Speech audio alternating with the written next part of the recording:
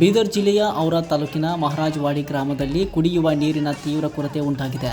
ಬೋರ್ವೆಲ್ಗಳು ಬತ್ತಿ ಹೋಗಿದ್ದು ಗ್ರಾಮದಲ್ಲಿ ನೀರಿನ ಹಾಹಾಕಾರ ಸ್ಥಿತಿ ನಿರ್ಮಾಣವಾಗಿದೆ.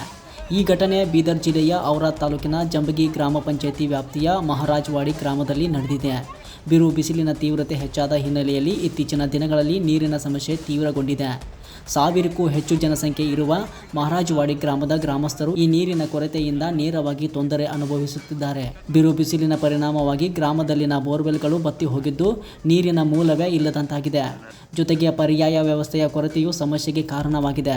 ಪ್ರಸ್ತುತ ಗ್ರಾಮಕ್ಕೆ ದಿನಕ್ಕೆ ಕೇವಲ 1 ಟ್ಯಾಂಕರ್ ಮೂಲಕ ನೀರು ಸರಬರಾಜು ಮಾಡಲಾಗುತ್ತಿದೆ. ಆದರೆ ಈ ಪ್ರಮಾಣದ ನೀರು ಜನಸಂಖ್ಯೆಗೆ ಸಾಲದ ಕಾರಣ ಗ್ರಾಮಸ್ಥರು ಕಿಲೋಮೀಟರ್ಗಳಷ್ಟು ದೂರ ಅಲೆದಾಡಬೇಕಾಗಿದೆ. ಕೆಲವರು ರೈತರ ಜಮೀನಿನಿಂದ ನೀರು ತರಬೇಕಾದ ಸ್ಥಿತಿಯೂ ಉಂಟಾಗಿದೆ. ದಿನಕ್ಕೆ 1 ಟ್ಯಾಂಕರ್ ನೀರು ಯಾವುದೇ ರೀತಿಯಿಂದಲೂ ಸಾಕಾಗುವುದಿಲ್ಲ ಎಂದು ಗ್ರಾಮಸ್ಥರು ಆಕ್ರೋಶ ವ್ಯಕ್ತಪಡಿಸುತ್ತಿದ್ದಾರೆ. ಮಹಾರಾಜವಾಡಿ ಗ್ರಾಮದಲ್ಲಿ ತೀವ್ರಗೊಳ್ಳುತ್ತಿರುವ ಕುಡಿಯುವ ನೀರಿನ ಸಮಸ್ಯೆಗೆ ಶಾಶ್ವತ ಪರಿಹಾರ ನೀಡಬೇಕು ಎಂಬುದು ಗ್ರಾಮಸ್ಥರ ಆಗ್ರಹವಾಗಿದೆ.